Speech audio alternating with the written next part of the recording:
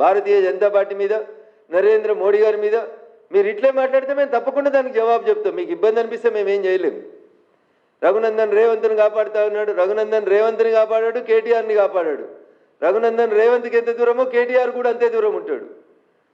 మీరు అధికారంలో ఉన్నప్పుడు చేసిన తప్పుల్ని కూడా మొదటి నుంచి ప్రశ్నించింది మా దుబ్బాక ప్రజల ఆశీస్సులతో ఇదే రఘునందన్ రావు దుబ్బాక ఎమ్మెల్యేగా మాట్లాడిండు. నేనే కదా ఎమ్మెల్యేగా మొట్టమొదటిసారిగా అసెంబ్లీకి అడుగుపెట్టిన రోజు మీకు మీ నాన్న ఆ రోజు ముఖ్యమంత్రి గుర్తు చేసింది, జయ జయ హే తెలంగాణ జననీ జయ కేతనం, ఎందుకు తెలంగాణ జాతీయ గీతంగా తెలంగాణ రాష్ట్ర గీతంగా ప్రకటించలేకపోయినని అసెంబ్లీలో మొట్టమొదటి రోజు అడిగింది ఎవరు? రఘునందనా కేటీఆరా? అప్పటిదాకా 7 ఏళ్ళు అధికారాన్ని అనుభవించి తెలంగాణ ఉద్యమ సమయంలో వాడిన జయ జయ తెలంగాణ జయకేతనం అనే గీతాన్ని మీరు ఆ రోజు అసెంబ్లీలో ఆలపించకపోతే ఇదే రఘునందన్ ఆ రోజు మీరు అధికారంలో ఉన్నప్పుడు అడిగిండు. ఇదే రఘునందన్ ఇలా రేవంత్ని కూడా చెప్పిండు 400 ఎకరాల హెచ్సి భూముల విషయం లోపల మీరు తప్పు చేస్తున్నారని.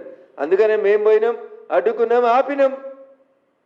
దానికి పొద్దున్న లేస్తే భారతీయ జనతా పార్టీ ఎంపీలు ఎవరో ఉన్నారు, 10 సార్లు అడిగినాం మేము.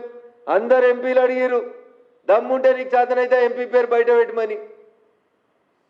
ఈరోజు దాకా లేదు. మళ్ళీ వారం చెప్తా, మళ్ళీ ప్రెస్ మీట్లో చెప్తా అని మీరే దాటేస్తూ ఉన్నారు. అందుకని మీరు మమ్మల్ని ఏ రకంగానైతే విమర్శించి బదనాం చేయాలనుకుంటున్నారో జనంలో, దానికి ఖచ్చితంగా భారతీయ జనతా పార్టీ నుంచి సమాధానం వస్తుంది.